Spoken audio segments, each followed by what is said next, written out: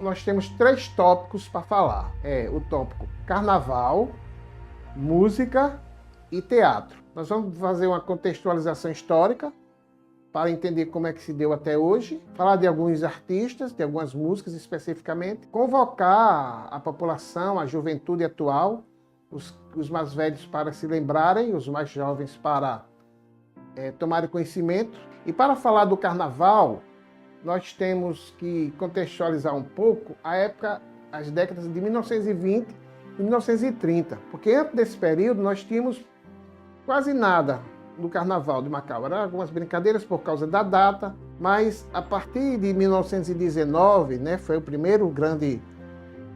o carnaval era sempre tocado pela banda de Macau, né, que era a banda Charanga Nossa Senhora da Conceição, e depois passou a ser Filarmônica Monsenhor Honório. E o jornal O Imparcial publicou que ia ter uma grande retreta carnavalesca na Praça da Conceição, com a banda de música que faria um movimento muito grande e iria ser coberto e enfeitados por confetes, serpentinas e lança-perfume. Lança-perfume nessa época era liberado. Os primeiros registros que a gente tem, que podem buscar na literatura uma informação mais concreta. Eram os jornais que tinha lá, o jornal O Imparcial. Mas foi na década de 1920 a 1930 que Macau ganhou mais um sangue novo, que sempre era regado com os frevos, o frevo pernambucano, né, que a gente chama do frevo tradicional, que a gente costuma chamar também do frevo clássico. Mas mesmo nessa época já tinha pessoas que faziam músicas para as escolas de samba, para os blocos, né? Tinha o bloco da EMA e outros blocos lá mais organizados, e saía na rua tocando as músicas que eles compunham, e ficava, o pessoal ia aprendendo e com pouco tempo depois estava já tocando, né? Por que essa relação? Porque nessa época, as estradas de Macau não tinha, Macau Natal não tinha estrada que dava para chegar. Você saía de Macau 6 horas da manhã, chegava lá de noite, porque era só terra batida até Natal. Não, nada disso. E o porto de Natal era muito precário, não ancorava lá navios. O único canto que ancorava navios era Campina Grande, o porto de Cabedelo ou Recife. Então, os filhos das famílias que tinham mais condições, as pessoas das empresas, os comerciantes, mandavam eles nos navios para estudar em Recife. Essa turma passava o ano todo lá, às vezes passava 2, e vinha nas férias, né? E quando chegava nas férias, era o período de carnaval, porque nessa época só tinha férias no fim do ano. Aí chegava aqui, era o período de carnaval. Geralmente essa turma fazia o ensino médio e faculdade. Então já era uma juventude mais adulta, já bebia, já dançava, tal. E eles regavam todas as tradições dele, todas as ações, todo o movimento cultural do carnaval ao frevo pernambucano. E isso foi caminhando ao ponto de ter um bloco em Macau, chamado Os Peraltas, formado por eles, mais algumas pessoas de Macau, que eles chegavam aqui, e quando faltava um mês para o carnaval, eles saíam tocando tambor e cornetas e tal, todas as noites pelas ruas de Macau. Acredito que seja assim pela Rua do Centro, porque nessa época aí, para você chegar ao porto, não dava, porque essa região aqui, todinha aqui do mercado, do Nono Avelino, da faculdade, tudo, era tudo a salina, a areia. Lá no Ressurreição era um morro de areia.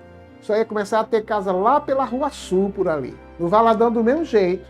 Eu acredito que se fosse mais aqui no centro, né? Então, o que era que acontecia? Essa turma ia e fazia toda essa história e ia embora de Macau. E outras pessoas ficavam olhando e tal, e aí foi organizando o carnaval. Mas na época, praticamente não tinha escola de samba, 1 ou 2, era mais os blocos. E nessa época, o bloco mais famoso era os espanadores. Era fantasias feitas de cetim, as costureiras ganhavam seu dinheirinho, e eles faziam ensaios de coreografia e se apresentavam nas ruas. Não tinha ainda essa história de... O palanque da prefeitura fez lá com a comissão julgadora, com o espaço para o público ficar, tal, não tinha ainda isso. Geralmente na Praça da Conceição, que é ali em volta da Praça da Conceição, de lá tinha, a rua passava direto. Essa rua do lado de cá que vai bater na prefeitura e essa outra vai bater na Praça Monsenhor Honório, aquela rua passava e vinha até lá, em frente à Casa das Poininhas, e a outra em frente ali na esquina antiga da Cobal. Depois foi que enlargueceram toda a praça e ficou. Mas Aí depois o carnaval foi se acentuando e ficou lá. Então as pessoas ficavam aqui no batente da praça, rodeavam, e aí passavam na escola de samba, rodeavam. Depois começou a ter o palanque, que não era um palanque, era apenas uma comissão julgadora, umas coisas enfeitadas na rua, então eles passavam ali, certo? E começaram a dar, foi criada a COC, Comissão Organizadora do Carnaval, e começaram a dar umas gratificações para as escolas de samba. Depois eles se organizaram e passaram a ter concorrência, primeiro, segundo, terceiro lugar, com taça, com tal, essas coisas todas. E depois da década de 1930, apareceu os blocos também nessa mesma linha dos espanadores, que eram os remadores, os tenentes do diabo e o sabiá. Tudo na base do cetim, do brilho, lantejola, chapéus muito bem feitados, entendeu? Que em Recife tinha muito isso. E os blocos que saíam também. Saía mais bloco. Lá praticamente não tinha escola de samba, não sei se tem ainda hoje. Mas era só blocos, bloco de grupos, de pessoas, de rua, de condomínio, lá da zona tal, do bairro tal, entendeu? E vinham todos a pé para o centro de Recife Antigo e lá fazer as apresentações. E acredito que esse processo também foi organizado pelo pessoal que vinha para cá, para Macau. Esse estilo de carnaval se tornou uma coisa que ficou quase imbatível. Ninguém conseguia, sabe? Algumas pessoas até tentaram que queriam fazer carnaval nos clubes, não sei o que e tal. Mas nos clubes era um problema. Por quê? Porque só tinha, chamava-se o Clube da Intendência. Onde era o Clube da Intendência? Em cima da prefeitura. E não era todo mundo que entrava. Só é elite. Tem uma história que Lila me contou, que quando foi criado o Ases do Ritmo, em 1953, ele veio lá do Porto. Quem criou o Ases do Ritmo foi Amon, e tal. O Zé Gilete, se eu não me engano, foram essas pessoas aí. E Lila era um grande sambista. E chegou lá para querer entrar na escola de samba. Aí disseram a ele. A pessoa foi lá e disse, não, você, além de ser negro, você mora no Porto. Você não é daqui da rua. Aí ele ficou muito triste e tal, voltou para o Porto da Pescaria. Aí Zé Gilete chegou lá também. Parece que teve um problema aqui no Ases do Ritmo, que foi ele o fundador, um dos fundadores. Foi para o Porto da Pescaria, chegou lá, chamou Lila.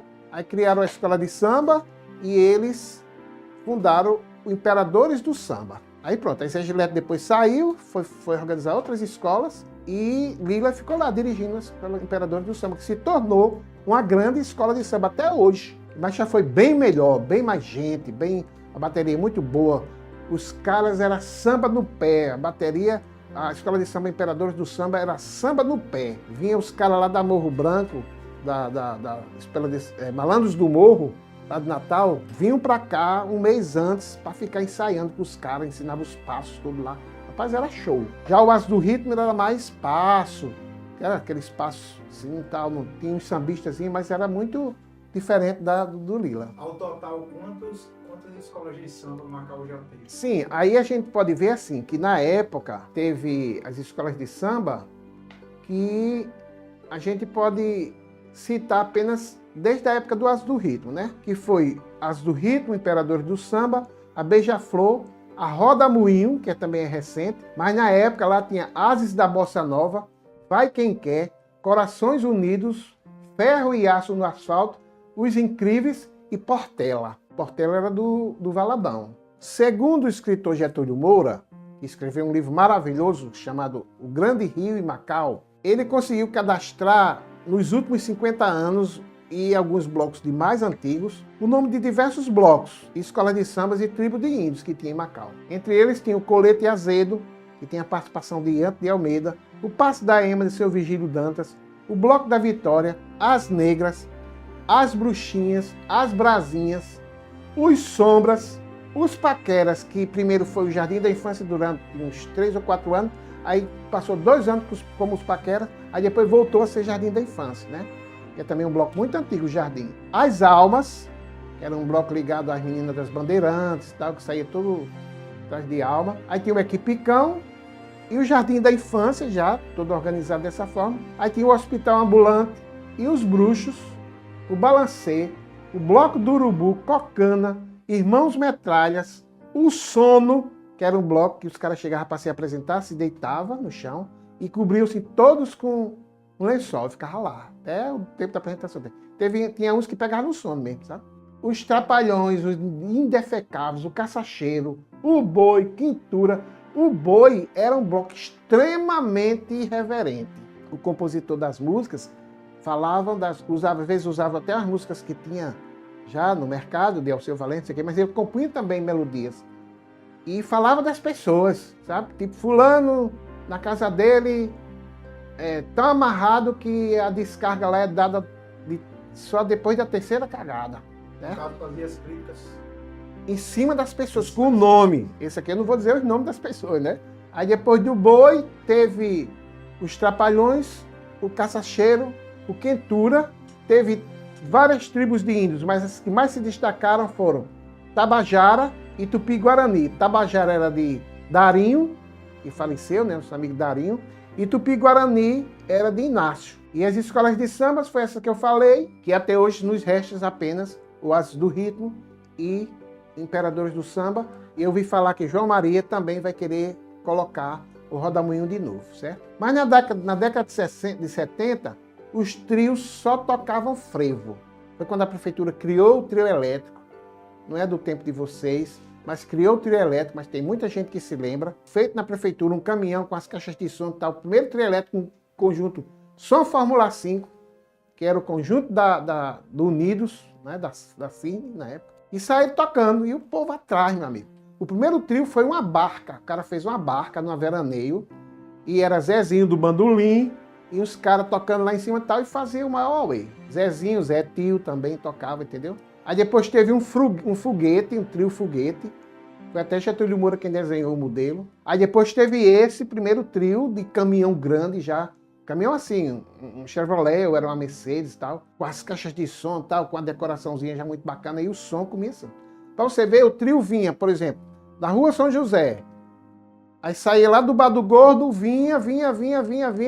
Quando o povo da frente já ia lá na praça, ninguém escutava o trio, o pessoal ia só cantando, ninguém via nada. Aí o trio passava, quem estava ali pertinho escutava o som, mas quem já vinha lá atrás já não escutava, só mesmo na onda. Hoje em dia, se o cara não trouxer um trio, que o trio esteja lá em Alagamar, e você aqui na ponta do aterro, se você não estiver escutando o somzão do trio, diz que o trio não presta. Então isso é falta de espírito carnavalesco, porque o espírito carnavalesco se transforma nessa natureza. A gente tem que estar prestando atenção no que foi, que eu vou falar daqui a pouco, o que se transformou no nosso carnaval. Mas com a chegada do trio Fofão em Macau, aí um bloco começou a usar, e depois ele passou, o outro bloco também grande, passou a exigir que a prefeitura pagasse. A prefeitura pagava a banda, pagava o trio, contratava atores da Rede Globo para vir para cá. Não sei se vocês se lembram, têm conhecimento disso. Os atores em cima os atores em cima do trio, dando tchau, assim. Os caras novos, isso aí, tudo bonitão, só galã e tal. Só homem, só vinha ator homem. Aí enchia o bloco, certo? Com as fantasias horrorosas, umas mortalhas feias. Os outros blocos todos faziam roupas de cetim, com lantejoula, com brilho, entendeu? Com ênfase de carnaval, pompom, sabe? Não tinha nada dessas coisas. Além de que as costureiras da cidade ganhavam dinheiro com isso. E como eu estava falando, depois do advento desses grandes trios, os blocos pequenos, né? Bruxa, Quipicão, Bruxo, Caçacheiros, Balancei e tal, não tinha como montar um grande trio elétrico, porque era caro, tinha que alugar caixa de som, tinha que contratar banda, tal, então não tinha como fazer isso. O Equipicão, antes de sair em trio, eles já montavam lá, porque as pessoas do Equipicão já tinham mais condições, pagava a joia, mas a equipe do Equipicão eram pessoas que tinham condições de montar o trio, porque eles tinham caixa de som deles mesmos, e pagavam os músicos, que era Edinho, guitarrista, Leoneto cantando, entendeu? E esse grupo aí foi. Mas depois eles passaram a usar o trio grande, que era os trios que vinham da prefeitura. Vinha tocar o carnaval do Mela-Mela, que a gente chama de Mela-Mela hoje, que na realidade Mela-Mela é um bloco que tem aqui em Macau, que sai o grupo de pessoas em cima de uma carroça com 3 tonéis de mel, de furo, mel de engenho, e eles saem tomando banho de mel. E vai passando e melando as pessoas. E esse costume passou para o trio grande. E depois o trio da prefeitura não teve mais condições de continuar, porque na realidade era muito complicado a prefeitura competir com esses trios grandes. Aí os trios elétricos da prefeitura foram tal. Aí passou a ser contratado esses trios grandes, depois de uma certa época, né? Aí as bandas que vinham, começaram a vir as bandas da Bahia, tocavam axé music. E a gente já rechaçava axé music, porque eles não tocavam o tradicional, que também era da Bahia, que era Moraes Moreira, Dom e Osmar, que eram as guitarras baianas. Então essa turma aí levava um frevo bacana, mas o axé music, depois do tchan, sabe? Aí tomou conta. As melodias até são importantes, são algumas bonitas e tem uma banda boa, porque os caras têm dinheiro, mas as letras, sabe? Outra coisa, as melodias são sempre as mesmas. Você prestar atenção de todas elas, sabe? Eu vou dizer pra você que eu sou músico, eu sou muito seletista no que eu escuto, mas eu escuto tudo. Quando o cara tá até, eu disse, olha, dos sertanejos que tava tocando agora, tem essa música aqui interessante. Não fala nada dessas coisas aí. O carnaval agora teve uma música também do que da Pernabamba, eu achei interessante a música. Mas quando eu fui ver a outra parte, falava lá, que o cara pegava a menina, não sei o que, tal. Eu disse, ó, ele apelou e não precisava. Mas existe uma resistência em Macau em relação a isso, que eu acho bacana, sobre o processo cultural, que em 89, quando o prefeito Afonso Lemos assumiu, e eu era o secretário de Cultura, tivemos a ideia de montar um carnaval na Praça da Conceição. Porque o carnaval de noite, ninguém ia para canto nenhum, quem não tivesse dinheiro para ir por lá os clubes, outro clube. Se tinha ali o Gabiru, que onde hoje é o centro comercial, né? E às vezes tinha no Aspuma, mas não ia muita gente. O pessoal queria ir por lá os clubes, que tinha uma banda bacana, não sei o que e tal. Os ricos iam se mostrar, e os pobres iam se meter no meio dos ricos para querer ser rico também, mas não é. Sempre foi fechado, desde o início que foi fundado. Sempre foi fechado e pagava caro. Depois de 89, quando foi colocado a banda na praça, 4 dias, que foi sucesso, estourou, olharam lá com outros olhos, né? Viram lá, não tem como. Aí daí, o Baile da Saudade já existia. Se eu não me engano, era Baile do Reencontro. Foi transformado no Baile da Saudade.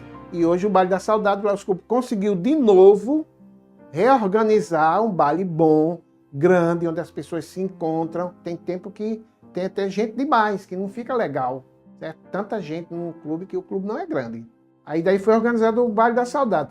Leão Neto cantou muito tempo no Baile da Saudade. E eles primam também pelo frevo. Mas no ano 2002, Leão Neto criou o projeto Vai Pipocar o Frevo, que era uma música que ele gravou no primeiro CD dele, e foi na Praça da Conceição. Botou o palco lá, acho que todo mundo se lembra onde é hoje, do mesmo jeito que é hoje, mas era Leão Neto, só que era só ele. Às vezes uma participação de alguém, eu ia lá, cantava, e Bonifácio ou outra pessoa tal, cantava lá, certo? Mas Leão Neto era a estrela, porque ele tomava conta. Ele criou a banda Mestre Avelino e criou esse projeto de tocar o frevo. O baile preto e branco era muito comum nas cidades ter, antes, o primeiro dia do período carnavalesco, começa no sábado, na sexta-feira tinha um baile X lá e tal. Então o Jardim criou o baile preto e branco, que foi no Laios, depois passou para o Seime, aí depois do Seime passou para a ABB, aí depois disso acabou o baile, porque as bandas queriam ficar até a sexta-feira, já começava na sexta-feira, aí o pessoal acabou o baile e tal, mas era para ter permanecido, porque era um baile alternativo. Hoje o que nós vemos é que tem uma grande micaretagem, né? Mas outra expressão do carnaval macauense que prima pelo frevo tradicional é o bloco Cordão da Fantasia. Aí a prefeitura também colabora, a prefeitura dá a banda, o trio, a carrocinha, aí monta tudo lá, sai lá da Praça da Conceição na segunda-feira de carnaval, onde todo mundo vai, só basta fazer uma fantasia, mas nem todo mundo vai de fantasia, só vai acompanhar. Começou com 100 pessoas, depois aumentou para 200, hoje nós estamos saindo com 600 e tantas pessoas. Esse bloco foi idealizado lá em Natal, eu estava presente na reunião, eu, Renan e Leão Neto. Hoje eu estou afastado mais do núcleo lá, o Leão também, mas é mais organizado por Renan e outras pessoas lá próximo a ele. Chega no carnaval, vem para cá, não tem tá achando ninguém que venha, não. Quando chega lá na hora é gente, a praça fica cheia, não sei se você já viu. Mas aí eu quero concluir dizendo que outro bloco, o bloco que marcou definitivamente o carnaval cultural em Macau, foi o Bloco Os Bruxos. Por que o Bloco Os Bruxos?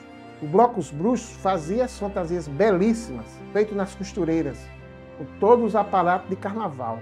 Fazíamos alegorias móveis. A gente tinha um carrossel que as buchinhas na vassoura giravam com luzes piscando. Outro tempo a gente fazia não sei o que, a gente fazia as alegorias aqui, na serraria de Seu Raul, comprava o material a ele, né?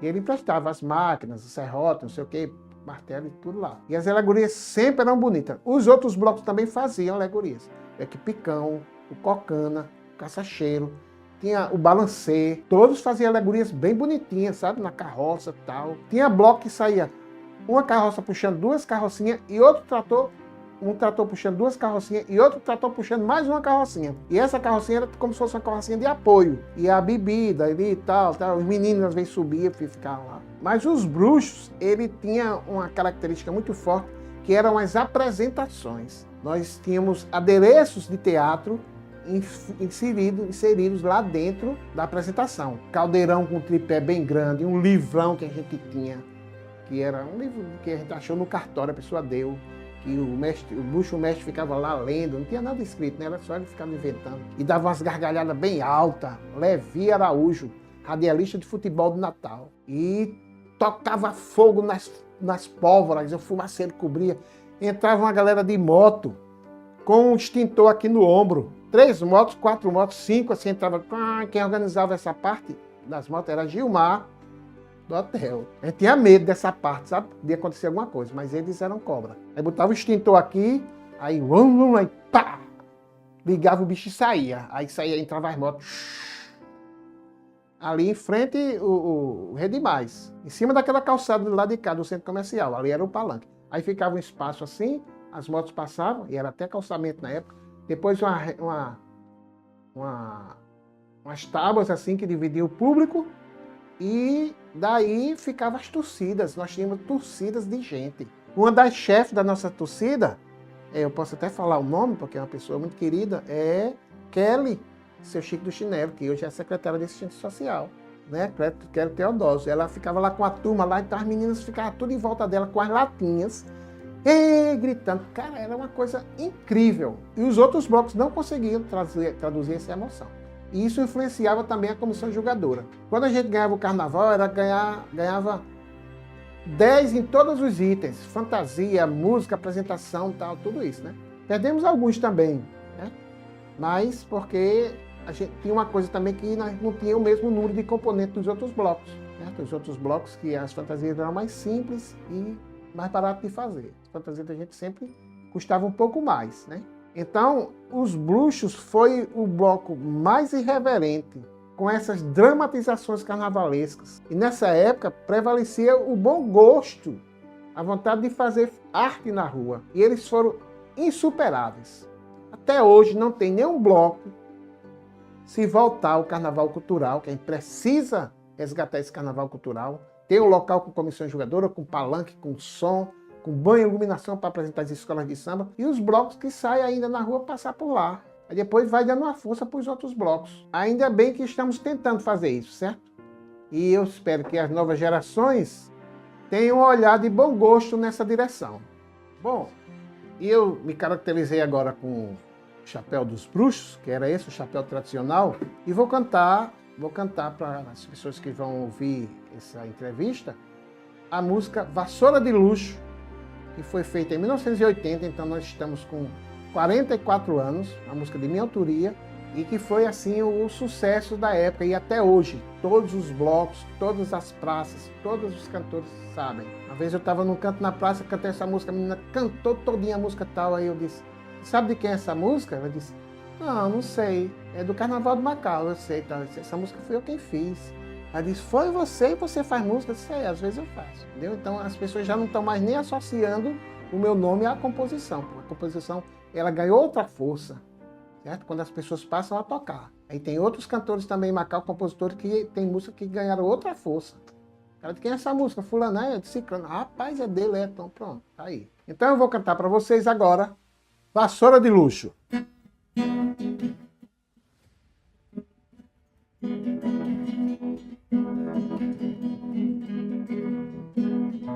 No caldeirão vamos fazer nossa poção, cachaça com limão. Invente um passo pra cá e eu e você, botando pra ferver. Na passarela o feitiço é emoção da vara de condão. Boa vassoura de luxo vai levando os bruxos para o carnaval. Boa vassoura de luxo vai levando os bruxos para o carnaval. La la la la la la la la la la la la la la la la la pa parará. La la la la la la la la la la la la la la la la la. No caldeirão